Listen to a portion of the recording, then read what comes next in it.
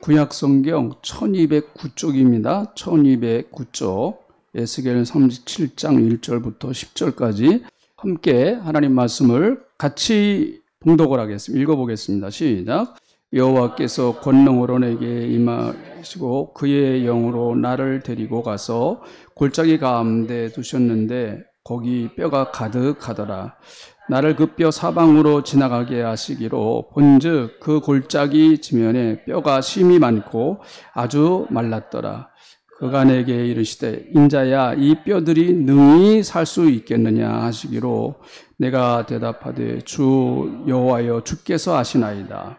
또 내게 이르시되 너는 이 모든 뼈에게 대언하여 이르기를 너희 마른 뼈들아 여호와의 말씀을 들을지어다. 주 여호와께서 이 뼈들에게 이같이 말씀하시기를 내가 생기를 너희에게 들어가게 하리니 너희가 살아나리라. 너희 위에 심줄을 두고 살을 입히고 가죽으로 덮고 너희 속에 생기를 넣으리니 너희가 살아나리라. 또 내가 여호와인 줄 너희가 알리라 하셨다 하라. 이에 내가 명령을 따라 대언하니 대언할 때에 소리가 나고 움직이며 이 뼈 저 뼈가 들어맞아 뼈들이 서로 연결되더라. 내가 또 보니 그 뼈에 힘줄이 생기고 살이 오르며 그 위에 가죽이 덮이나 그 속에 생기는 없더라. 또 내게 이르시되 인자야 너는 생기를 향하여 대언하라. 생기에게 대언하여 이르기를 주 여호와께서 이같이 말씀하시기를 생기야 사방에서부터 와서 이 죽임을 당한 자에게 불어서 살아나게 하라 하셨다 하라. 이에 내가 그 명령대로 행하였더니 생기가 그들에게 들어가매 그들이 곧 살아나서 일어나 서는데 극히 큰 군대더라. 아멘. 오늘 말씀의 배경은요, 북왕국 이스라엘 나라가 남북으로 갈라졌을 때에 북왕국이 722년에 아수르의 멸망을 당합니다. 남왕국도 한 130여 년이 지난 이후에 586년에 바벨론 나라의 또 멸망을 당합니다. 아수르도 그렇고 바벨론도 그렇고 이스라엘 나라에서 많은 사람들을 포로로 잡아갔습니다. 바벨론의 포로로 많은 사람들이 잡혀가게 된 것이죠. 하나님은 이스라엘 백성들, 포로로 잡혀가 있는 이스라엘 백성들을 위해서 두 명의 선지자를 보냈습니다. 한 사람이 다니엘, 또 한 사람이 에스겔입니다. 다니엘은 주로 왕궁에서 고위 공직자 생활을 하면서 예언을 했습니다. 다니엘의 예언의 특징은 굉장히 미래적인 예언이 많습니다. 그래서 요한계시록과 상당히 많은 부분이 이제 연결이 될 수밖에 없는 그런 미래적인 예언, 그런 예언들을 많이 했죠. 그리고 주로 상대하는 사람들이 궁중에서 아주 귀족들, 높은 그 당시에 소위 말하는 지도층의 사람들과 많이 상대를 하면서 그들에게 하나님의 말씀을 전하기도 했습니다. 그러나 에스겔은 그것과 전혀 반대입니다. 에스겔은 주로 포로로 잡혀온 그 유대 민족, 포로로 잡혀온 유대 민족을 향해서 예언의 활동, 또 하나님의 말씀을 전하는 활동을 했습니다. 에스겔은 비록 우리가 종으로 끌려왔을지 모르지만 우리는 하나님의 백성이다. 비록 종으로 끌려왔지만 우리는 하나님의 백성이다. 이걸 잊어서는 안 된다. 이것을 누차 강조를 합니다. 그걸 잊지 말라 하는 것입니다. 하나님의 백성입니다. 우리는 어떤 상황에 있든 우리가 이스라엘 나라에 있어도 하나님의 백성이고 그리고 또 이곳 바벨론에 끌려와도 우리의 신분은 변하지 않습니다. 우리는 하나님의 백성입니다. 라고 그렇게 그들에게 계속해서 하나님의 말씀을 전하고 있습니다. 그런데 여러분 1년, 2년, 10년, 20년 세월이 지나가다 보니까 백성들이 생각이 조금씩 달라지기 시작했습니다. 그래, 뭐 바벨론 나라 여기가 더 좋지 않냐, 살기도 괜찮고. 그 당시 바벨론은 세계 최고의 문명 국가였고 아주 굉장히 발달했던 나라였습니다. 도시국가였습니다. 그곳에서 적응하고 살다가 보니까 자기도 모르는 사이에 바벨론 나라도 살만하네. 여기서 우리가 뭐 그렇게 살지. 꼭 돌아가야 될 필요가 있나? 다시 고국으로 돌아갈 필요가 있나? 사실은 고국으로 돌아간다고 해서 뭐 우리가 무슨 희망이 있는 것도 아니고, 유대민족은 어떻게 보면 이제 더 이상 희망이 없어. 우리 민족에게 무슨 희망이 있어? 다 나라도 망하고 왕도 잡혀와서 여기서 죽고, 그런데 나라가 무슨 희망이 있나? 여기서 우리가 잘 적응하고 열심히 살아가는 것, 그것도 하나님의 뜻일 수 있겠다. 이렇게 어떻게 보면 현실과 타협을 하는 이런 모습들이 점점 나타나게 되었습니다. 신앙이 좀 약화되기 시작을 했고요. 하나님을 향한 마음들이 점점 식어지기를 시작하는 그럴 때에 하나님께서 오늘 이 본문 말씀에 에스겔 골짜기의 환상을 보여주십니다. 환상을 보여주세요. 자, 오늘도 우리가 예배드리는 가운데 또 말씀을 듣는 가운데 하나님이 주시는 환상, 하나님이 주시는 비전을 볼 수 있는 그런 시간 되시기를 주님의 이름으로 축복합니다. 할렐루야. 하나님의 비전을 봐야 됩니다. 그래야 거기에 희망이 있는 것입니다. 유대민족이나 이스라엘 나라는 다 나라가 망해버렸습니다. 아무런 희망이 없습니다. 그래서 하나님께서 에스겔을 그 영으로 딱 끌고 에스겔 골짜기로 끌고 가가지고 골짜기의 사방을 다 보여주시는데, 딱 보니까요, 그 골짜기에 뼈가 가득 찼습니다. 완전히 뼈로 골짜기를 덮어버렸습니다. 더 자세히 보니까요, 뼈가 바짝 말라서 그 뼈가 얼마나 오래됐든지 그냥 바짝 말라버렸습니다. 그래서 조금만 건드려도 훅 하고 그만 다 무너질 것 같은 그런 뼈였습니다. 절망적인 상황이죠. 그 뼈가 도대체 무슨 소망이 있겠습니까? 자, 이런 것을 하나님께서 에스겔에게 보여주시고 나서 에스겔에게 또 뭐라고 말씀하시는가 하면, 에스겔아, 너희는 이 뼈들이 살겠느냐? 이렇게 하나님께서 에스겔에게 물어보세요. 이 뼈들이 살겠느냐? 이렇게 물어보십니다. 그럴 때 에스겔이 대답하기를 주 여호와여 주께서 아시나이다. 이런 대답을 하세요. 주님이 아십니다. 사실 이런 표현은요, 굉장히 에스겔이 힘이 빠져서 하는 표현입니다. 정말 하나님의 능력을 믿고 하는 그런 표현이라기보다는 어떻게 보면 낙심한 상태에서 하나님이 아시죠 뭐 하는 이제 그런 투의 표현인 것이죠. 우리가 너무 힘들면 때로는 하나님 앞에 이렇게 투정을 부릴 때도 있지 않습니까? 하나님, 이게 뭐예요 도대체 이게?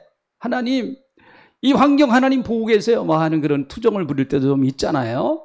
어떻게 보면 에스겔의 이 모습은 그런 모습일 수 있어요. 하나님이 아시지 않습니까? 제가 그걸 어떻게 알아요 하나님? 이 뼈가 살아날 줄 제가 어떻게 알아요 하나님? 그건 하나님만이 아십니다. 그렇게 대답을 합니다. 어떻게 보면 절망적인 대답이죠. 이럴 때 하나님께서 에스겔에게 다시 얘기를 하십니다. 에스겔아, 너는 마른 뼈들에게 대언을 해라. 마른 뼈가 골짜기에 가득 차 있는데 그 마른 뼈들을 향해서 하나님의 말씀을 대언하라. 그렇게 말씀하세요.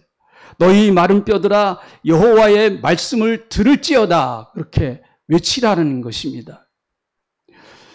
네가 그 말씀을 외칠 때에 내가 그 마른 뼈에게 생기가 들어가게 해서 다시 그들이 살아나게 할 것이다. 그래서 너의 뼈 위에 심줄을 두고, 그리고 심줄이 생기면 살이 피어지고 가죽이 피고 그 속에 생기가 들어가서 그리고 너희가 살 것이다. 하나님이 이렇게 말씀하고 계세요. 그리고 나서 이렇게 하시는 분이 여호와 하나님인 것을 알 것이다. 이런 말씀을 해 주시고 계십니다. 하나님의 명령을 따라서 에스겔은 그대로 대언을 합니다. 여호와의 말씀을 대언을 합니다. 자, 그랬더니 7절에 있는 말씀을 보세요. 뼈들을 향해서 하나님의 말씀을 대언합니다. 뼈들아, 하나님의 말씀을 들을지어다 하면서 큰 소리로 대언을 하는데요. 자, 말씀을 대언하니까 어떻게 됐을까요? 자, 7절에 있는 말씀 다시 한번 읽어볼까요? 시작. 이에 내가 명령을 따라 대언하니 대언할 때 소리가 나고 움직이며 이 뼈 저 뼈가 들어맞아 뼈들이 서로 연결되더라. 8절. 내가 또 보니 그 뼈 위에 심줄이 생기고 살이 오르며 그 위에 가죽이 덮이나 그 속에는 생기가 없더라. 여러분 뼈들이 그냥 막 척척척척척 달라붙더니 사람 모습을 하고 그리고 거기에 심줄이 생기고 그리고 또한 거기에 살이 붙고 그리고 또 가죽이 덮이고 사람 모습으로 딱 변화되는 것입니다. 근데 가만히 보니까 사람 모습은 모습인데 움직이지를 못해요. 생기가 없습니다.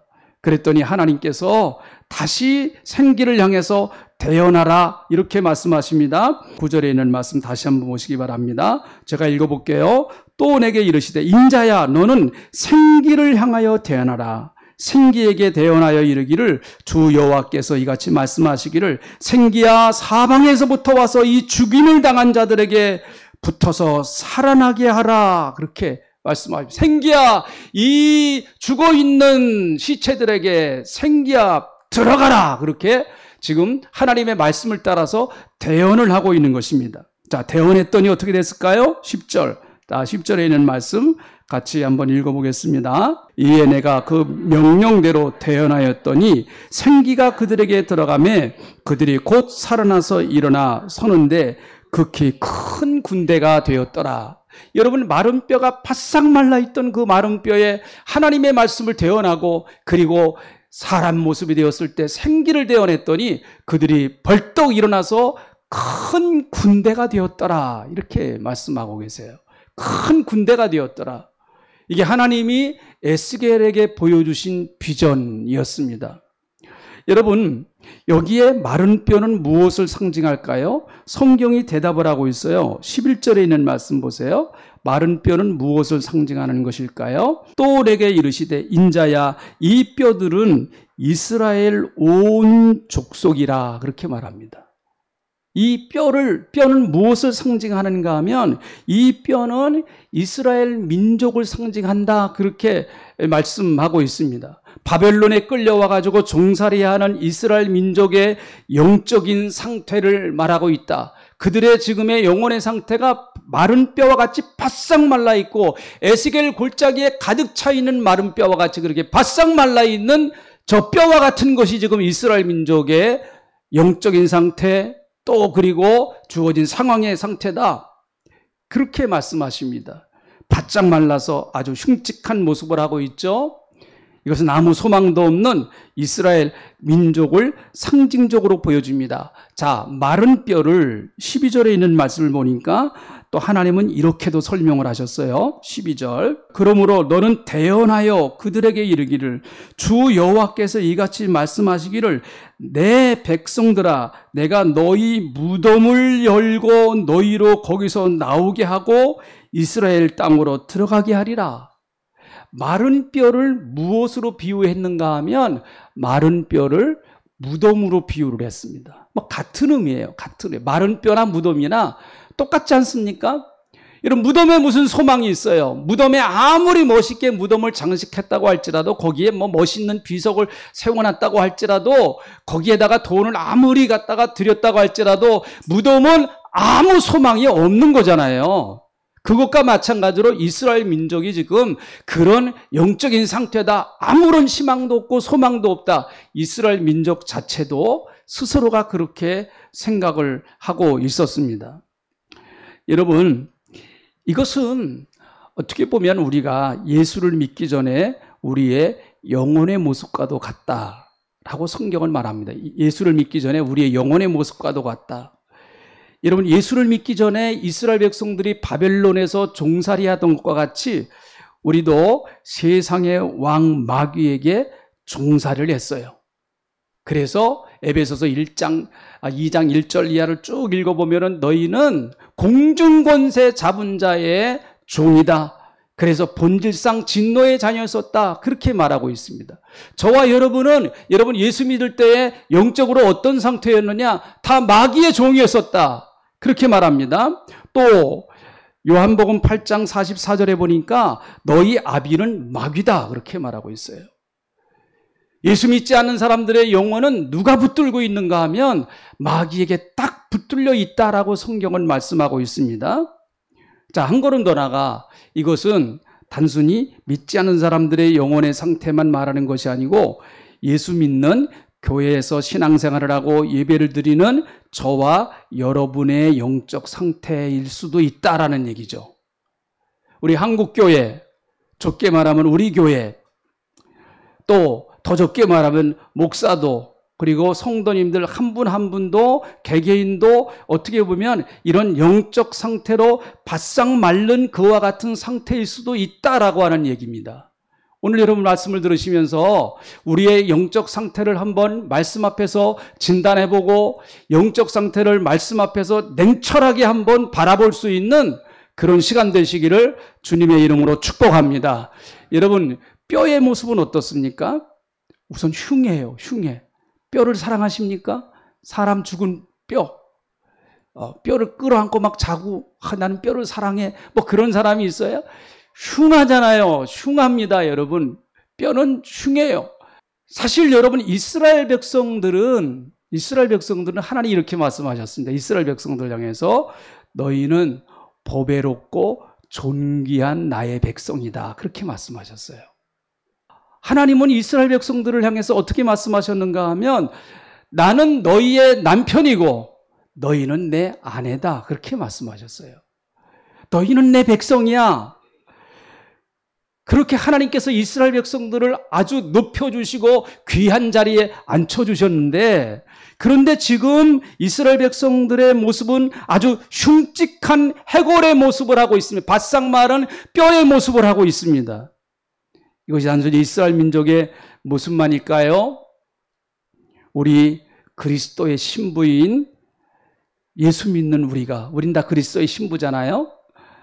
한번 따라합시다. 나는 그래도 예수님이 신부다. 뼈는 어떻습니까? 바짝 말라 있습니다. 핏기가 전혀 없습니다. 뼈만 남아 있습니다. 이것은 아무런 희망도 소망도 없는 절망적인 모습인 것입니다. 여러분, 내 영혼에 은혜의 살이 붙어야 됩니다. 내 영혼에 그래서 핏줄이 생기고 그 피에 예수의 보혈이 흘러나가야 돼요. 그래야 내 영혼이 살아날 수밖에 없습니다. 그렇지 않고 바싹 말라 있으면은요, 아무것도 못해요. 아무것도. 네, 교회가 바싹 말라 있으면 뭘 합니까? 아무것도 못하죠. 은혜의 살이 붙어야 돼요. 할렐루야. 그리고 심줄이 생기고 핏줄이 생겨서 거기에 보혈이 흘러야 되는 거예요. 예수의 보혈이 흘러야 됩니다. 그래야 교회가 힘이 있고 은혜가 넘치고 역사가 일어나질 않습니까? 이 마른 뼈가 어떻게 살아날까요?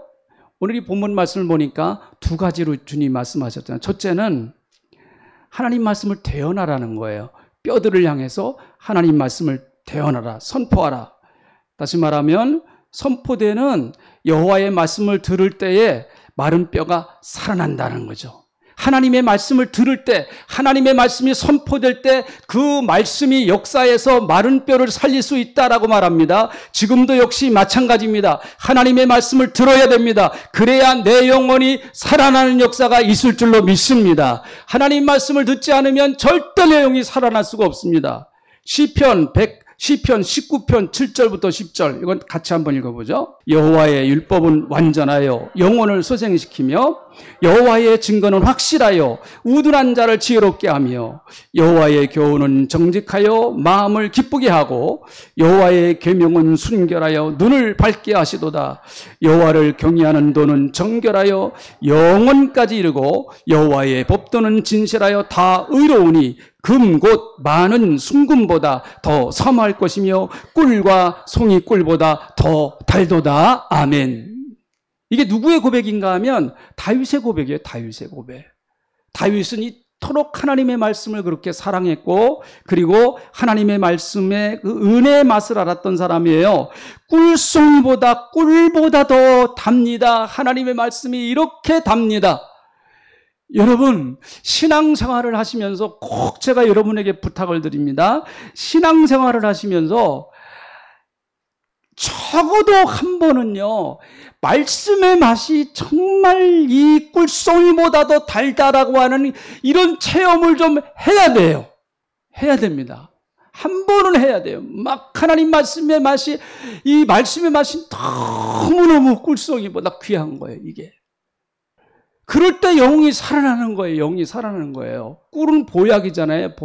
몸을 보호하는 거잖아요.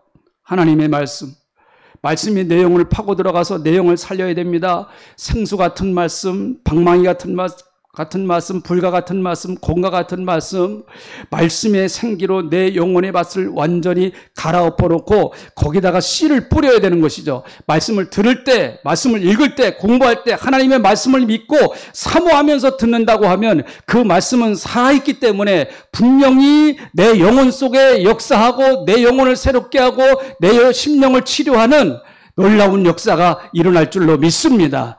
특별히 여러분 선포되는 말씀은 그래요. 자, 잘 보세요. 여기 나오는 이 말씀은요, 로고스예요. 로고스. 그러니까 문자화된 말씀이에요. 이건 문자화된 말. 이거는 누구나 다 갖고 있어요. 성경 다 있죠? 여러분 개인이 성경 없으신 분 계세요? 다 있습니다. 우리는 성경. 내가 성경이 있다고 해서 하나님 말씀을 가지고 있느냐? 아니에요.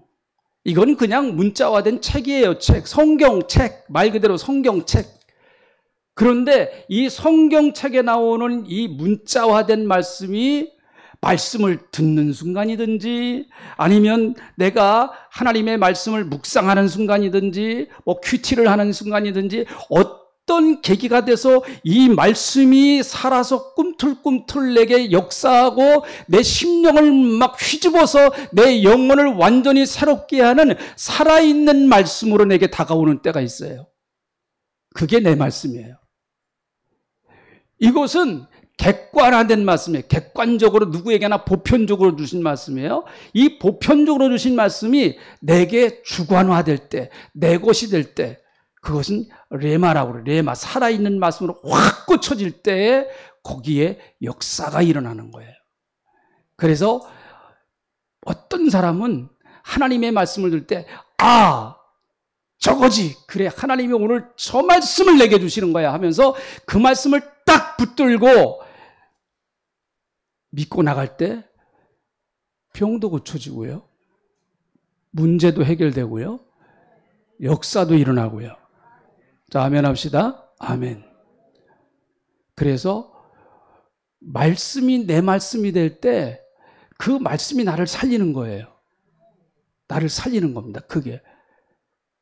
말씀은 살아있고 운동력이 있다고 그랬으니까 그 말씀이 병도 고치고 말씀이 나를 위기에서도 건져내고 절망하고 실망하고 있는 나를 다시 일으켜 세워주고 이게 말씀의 능력이란 말이죠. 지금 마른 뼈를 향해서 하나님이 말씀을 대언하라고 말합니다. 두 번째는 여호와의 영이 임했다 그렇게 말합니다. 마른 뼈들이 다 각각 붙어 있었는데 마른 뼈들이 하나님 말씀을 대언하니까 사람 모양이 됐어요. 그런데 8절에 있는 말씀을 보세요. 생기가 없더라 그러잖아요. 자, 8절. 내가 또 보니 그 뼈에 힘줄이 생기고 살이 오르며 그 위에 가죽이 많으나 그 속에 생기는 없더라 그렇게 말합니다. 창세기 2장 7절 하나님이 인간을 창조하실 때에 어떻게 창조하셨는가 한번 같이 읽어보죠. 여호와 하나님이 땅의 흙으로 사람을 지으시고 생기를 그 코에 불어넣으시니 사람이 생명이 된지라. 여기에 생기는 르하흐라고 하는 말, 르하흐. 근데 본문에 나오는 생기는 네쉐마라고 하는 말인데 그 의미는 같아요. 단어는 다른데 그 의미는 동일한 의미를 가지고 있는 거예요. 하나님께서 인간을 흙으로 다 만드시고 사람 모양을 다 해놓으셨어요. 근데 생기가 없어요. 그럴 때 그 코에다가 하나님이 호흡을 하시면서 훅 하고 하나님의 생기를 불어넣어서 사람이 됐다. 생명이 됐다. 살아있는 생명이라는 얘기는 살아있는 존재가 됐다. 그 말이에요. 이제 움직이는 존재, 생명을 갖는 그런 존재가 됐다라고 하는 그런 것입니다. 그래서 사람이 사람인 이유는 하나님의 생기가 들어가기 때문에 사람이 사람이 되는 거예요. 하나님의 생기. 그러므로 여러분, 하나님 앞에 온전한 사람이 되려고 하면 이 육으로 만든 이 몸만 가지고는 하나님이 보실 때는 온전한 인간이라고 할 수가 없습니다. 하나님이 보실 때 온전한 인간은 흙으로 만든 인간의 모습도 귀하지만 그 속에 하나님의 생기가 들어가서 그 영혼이 하나님의 형상을 닮은 영혼으로 변화될 때에 하나님이 보실 때 그게 온전한 인간이에요. 그러므로 하나님의 생기를 마셔야 돼요, 인간은요. 하나님의 생기를 마시지 않으면 온전한 인간이 될 수가 없습니다. 이 생기라는 말을 공동번역이나 또 쉬운 성경 같은 데 제가 찾아보니까 생기를 뭐로 번역했는가 하면 하나님의 숨으로 번역했어요. 하나님의 숨. 그러니까 하나님이 숨을 쉬신다는 거예요. 후 하고 하나님이 숨을 갖다가 흙으로 만든 아담의 몸에다가 불어넣었다는 거예요. 하나님의 호흡을 불어넣었다는 거예요. 후 하고 불어넣었다는 거예요. 그래서 생명이 됐다라는 것이죠. 그러므로 여러분, 예배 시간은 하나님의 숨을 호흡하는 시간이에요. 호흡하는 시간. 하나님의 숨은 생명의 호흡이잖아요. 내 안에 여러분 한 주간 동안 우리가 세상에 살다가 보니까 생각도 인간적인 생각이고 걱정도 많고 근심도 많고 염려도 많고 가슴도 답답하고 무거운 짐을 지고 오고 그렇습니다. 그런데 예배 시간에 하나님의 호흡이 확 하고 들어가 버린단 말이에요. 그러면 그 안에 있는 사망의 권세가 다 떠나가는 줄로 믿습니다. 그래서 여러분 예배 시간에 은혜를 받으면 생기가 돌아요. 올 때와 갈 때가 다릅니다. 올 때는 무거운 발걸음 왔지만 갈 때는 바로 아주 가벼운 발걸음 가는 거예요. 몸이 새털처럼 가벼워요. 몸이 가볍습니다. 이런 무거웠던 몸이 진루었던 몸이 머리가 지끈지끈합니다. 그런데 은혜를 받고 나니까 머리가 명석해집니다. 그래서 바른 판단을 하고 올바로 결정할 수가 있습니다. 눈이 시력이 좋아지고요. 그리고 가슴이 여러분 뻥 뚫리는 것 같고 하나님의 생기가 들어가면 여러분 살아납니다. 살아나요. 마귀는 우리의 숨통을 줍니다. 숨통을 눌러버려요. 그래서 숨을 못 쉬게 막혀요. 숨이 막혀서 가슴이 조여들고 머리가 어지럽고 억지로 숨을 쉬려고 하니까 이게 힘들고 어려워요. 억지로 숨을 쉬려고 하니까 얼마나 어렵습니까? 그럴 때는 여러분 인공호흡을 해서라도 일단 숨을 쉬게 해야 사람이 어쨌든 이 공기가 들어가야 사람이 살아나지 않습니까? 그래서 여러분 세상을 우리가 바라보면은 기가 막힌 일들이 참 너무너무 많아요. 말이 막히는 기가 막힙니다. 말문이 막히고 기가 막혀요. 기가 막힌다는 얘기가 뭐예요? 바람이 흘러가는 길이 막힌다는 거예요. 예? 바람이 흘러가는 길이 막힌다는 거예요. 내 안에 성령의 역사가 흘러가야 되는데 그걸 사탄이 막고 있습니다. 그러니까 그런 모습으로 세상을 보니까 세상은 기가 막힌 거예요. 전부 다 세상이 어두워 보이고 캄캄해 보이고 그렇지 않습니까? 사탄은 예수 믿는 사람들의 길을 꺾어 놓으려고 합니다. 그러나 성령의 생기가 들어가면 기가 살아납니다. 오늘 이 시간에 여러분 기가 좀 살아가시기를 주님의 이름으로 축복합니다. 할렐루야. 사탄은 자꾸 우리 기를 죽이려고 그래. 그냥 네가 뭘 할 줄 안다 그래. 부정적인 생각. 너는 할 수 없어. 자신 없게 만들고. 너는 죽을 거야. 사망의 생각. 여러분 생기가 들어오면은요. 살아나. 할 수 있어. 하나님이 함께 하시면 되는 거야. 내 앞길도 하나님이 책임져 주셔. 할렐루야. 이런 은혜가 여러분 예배 시간을 통해서 회복되어지는 역사가 있게 되는 것이죠. 사랑하는 성도 여러분, 마른 뼈와 같은 혹시 내 영혼이 마른 뼈와 같은 영혼이라고 해도 오늘 말씀을 들어서 하나님의 생기가 들어가고 하나님의 말씀이 대언되어지기 때문에 괜찮습니다. 은혜의 살이 덮이기 시작을 했고요. 거기에 예수의 보혈의 여름 피가 흘러가기 시작을 하고요. 그리고 성령의 생기가 들어가서 오늘 본문 말씀 보니까 군대가 되더라 말씀하십니다. 군대가 되더라. 그것도 큰 군대가 되더라 말씀하세요. 저는 우리 교회 성도님들이 여러분 비실비실하게 예수 믿으면서 그냥 마귀한테 맨날 의도 터져서 주여 어떻게 해야 돼요? 어떻게 맨날 그러지 마시고요. 능력받고 성령이 임하시면 능력을 받는다고 했으니 능력받고 여러분 마귀하고 싸워서 당당하게 이기고 어떤 시련의 파도가 온다고 할지라도 당당하게 맞서서 여러분 뚫고 나가는 여러분 되시기를 주님의 이름으로 축복합니다. 기도하겠습니다. 하나님 고맙습니다. 에스겔 골짜기의 마른 뼈들 아무런 희망도 없고 소망도 없는 그들을 그 마른 뼈 거기에 하나님의 말씀이 대언되어지고 하나님의 말씀이 들려지고 생명의 바람이 불어갈 때 그들이 군대가 되었던 것처럼 주여 오늘도 하나님의 말씀이 선포가 되고 그리고 성령의 바람이 이 가운데 강같이 그리고 태풍처럼 불어오는 역사가 있는 줄로 저희들은 믿습니다.